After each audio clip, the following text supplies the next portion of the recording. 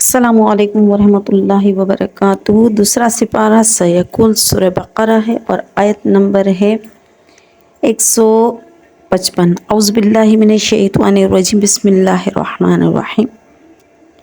आयत में हमने पढ़ा था कि अल्लाह ताला फरमाते हैं कि हम ज़रूर तुमको आजमाएंगे खौफ से और भूख से, व नक़स मिनल अमवाली और मालों की कमी से। यानी ये बयान हम कर चुके हैं कि अल्लाह ताला जो आजमा रहे हैं खौफ से तो वो कैसे और भूख से वो भी कैसे। आज है नक़स मिन अमवाली, माल का कम होना, नक़स मिनल अमवाली यानी माल का कम होना, वल अनफुसी और नफ्सों में कमी होना। माल की कमी, नफ्सों की कमी, व समराती और फ्रूट की कमी। ये क्या चीज़ें हैं? यानी अल्लाह रब्बुल इज़्ज़त जब आजमा रहे हैं तो किस तरह आजमा रहे हैं? एक तो अल्लाह ताला खौफ में आजमा रहे हैं, फिर अल्लाह ताला भूख में आजमा रहे हैं, फिर अल्लाह ताला मालों में कमी कर देते हैं। हदीस मार्ग में आता है कि जब कोई बंदा अल्लाह ताला की तरफ वापस नहीं आ रहा होता है तो अल्लाह ताला उससे परेशानियाँ देते हैं। सबसे पहले अल्लाह ताला क्या करते हैं, उसके माल में परेशानी देते हैं। माल में परेशानी देते हैं कि माल कम होना शुरू हो जाता है, या माल में नुकसान हो जाता है, या माल ख़त्म हो जाता है, तो माल में परेशानी देता है। फिर भी वो सीधे रास्ते पर नहीं आता, अल्लाह की तरफ नहीं आता। फिर अल्लाह ताला क्या करता है, रिश्तों में कमी देता है। जो रिश्ते होते हैं, अहल होते हैं, अपने होते हैं, उनसे तकलीफ़ देता है। फिर ताकि वो बंदा मेरी तरफ वापस आए। फिर बंदा तब भी वापस नहीं आता तो फिर अल्लाह ताला नफ्स में, ख़ुद अपनी जान में उसमें तकलीफ़ देता है, यानी बीमारियां दे देता है। तो माल में कमी और नफ्स में कमी, ये दोनों कमी किस चीज़ के लिए है? ये कमी है अल्लाह ताला की तरफ वापस आने के लिए। अल्लाह ताला चाहता है कि बंदा मेरी तरफ लौट कर आए। बंदे तू कहाँ जाता है? हदीस मार्ग में आता है कि एक बंदा अल्लाह ताला की तरफ जब चलता है, चल कर जाता है तो अल्लाह ताला उसकी तरफ दौड़ कर जाते हैं। एक बंदा जब अल्लाह ताला की तरफ मुतवज्जा होता है तो अल्लाह ताला पूरे का पूरा इसकी तरफ मुतवज्जा होता है। एक बंदा जब अल्लाह ताला की तरफ एक हाथ आगे जाता है, एक बालिश आगे जाता है, तो अल्लाह ताला उसकी तरफ एक हाथ आगे जाता है। और जो एक हाथ आगे जाता है वो उसकी तरफ, अल्लाह ताला उसकी तरफ एक गज़ आगे जाते हैं।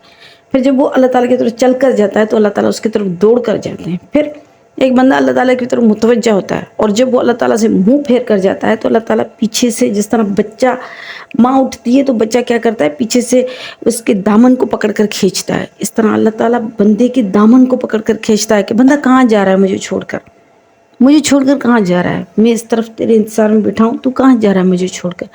इससे ज़्यादा मोहब्बत कायनात में किसी ने किसी से नहीं की जितनी अल्लाह ने अपने बंदे से मोहब्बत की है।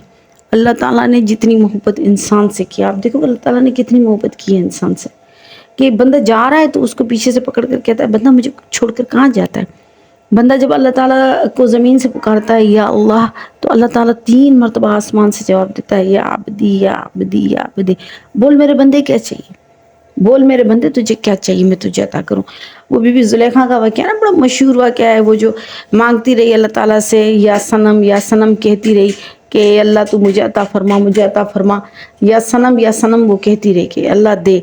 अब उससे या सनम कहती रही, कहते कहते वो खुदा, उसका खुदा सनम था। सनम यानी बुत, वो बुत की पूजा क्या करती थी, तो या सनम मुझे यूसुफ दे। लेकिन वो सनम कहते कहते एक दफ़ा ऐसे ही नींद में उसके मुँह से निकल गया या समद तो मेरे रब का नाम है।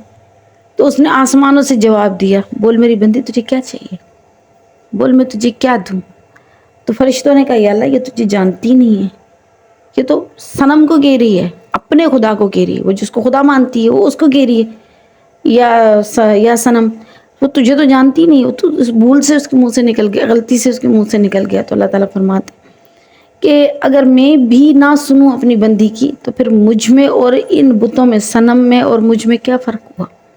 वो भी नहीं सुन रहा, उसके सामने बैठी हुई है, ये सालों से बैठी हुई है और पुकार रही है, वो सुन ही नहीं रहा।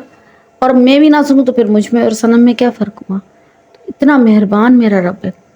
वो अगर कोई कमी कर रहा है, कोई किसी चीज़ की तकलीफ़ दे रहा है, इसका मतलब वो अल्लाह ताला चाहता है कि बंदा मेरी तरफ आए, बंदा मेरी तरफ लौटे। तो यहाँ पर भी यही बताया गया कि आजमाइश है ये मेरे रब की तरफ से। वह बशिर साबिरीन, खुशखबरी दे दीजिए सब्र करने वालों को। सब्र करने वाले कौन से बंदे हैं?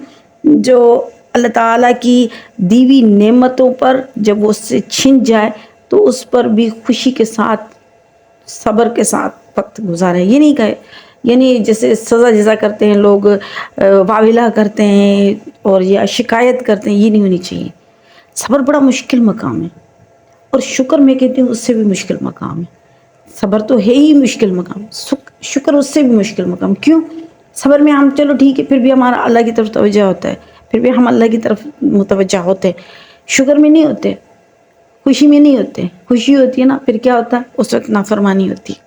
نعمت ہوتی ہے، پھر کیا ہوتا ہے؟ اس وقت تکبر ہوتا ہے، اس وقت نافرمانی ہوتی ہے، اس وقت نہیں ہم اللہ کی طرف متوجہ ہو پاتے. تو صبر کا مقام بھی بڑا مشکل ہے، شکر کا مقام اس سے بھی زیادہ مشکل ہے.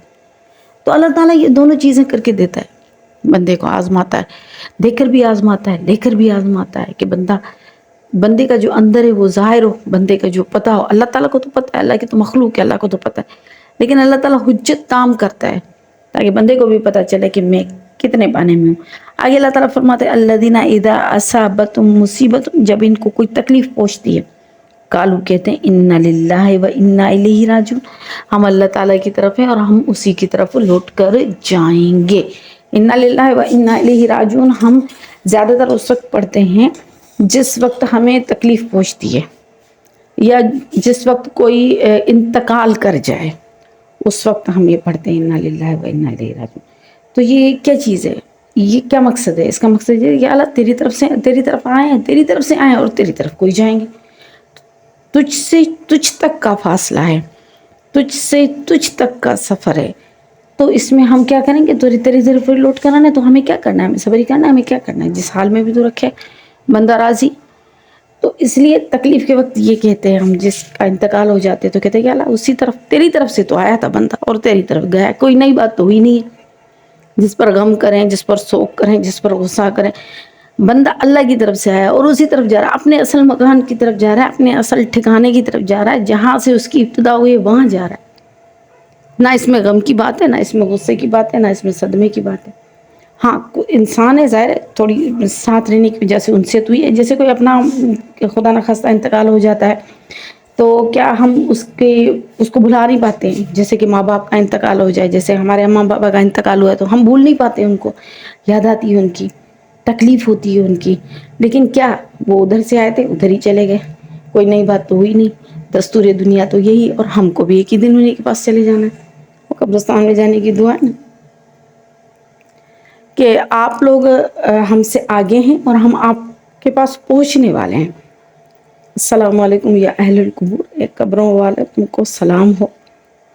انتم سلفنا، تم آگے جا چکے ہو، ونحن بالعصر، ہم بھی پیچھے ہی آ رہے ہیں، تو ہم کو بھی تو وہیں جانا ہے. تو وہی تو اصل مقام ہے جہاں پر جانا ہے. اس لیے اس چیز کو ضرور پڑھنا چاہیے، انا للہ و انا الیہ راجعون. لیکن یہ صرف موت کے وقت نہیں ہے، یہ ہر نقصان کے وقت، ہر پریشانی کے وقت یہ کرنی چاہیے، انا للہ و انا الیہ راجعون. اچھا، اس کے علاوہ جب کوئی ایسی تکلیف ہو، کوئی ایسی چیز چھن جائے، اس وقت میں بھی یہ آتا ہے کہ اس چیز کو پڑھیں، اہتمام کریں، تو پھر وہ چیز کا اللہ اس کا نعمت بدل دیتا ہے، اس سے بھی بہترین دیتا ہے، اس سے بھی اچھا دیتا ہے. اس کے بارے میں واقعہ آتا ہے پورا، انشاءاللہ یہ ڈیٹیل میں کل آپ کو بتاؤں گی. آخر دعوانا الحمدللہ رب العالمین.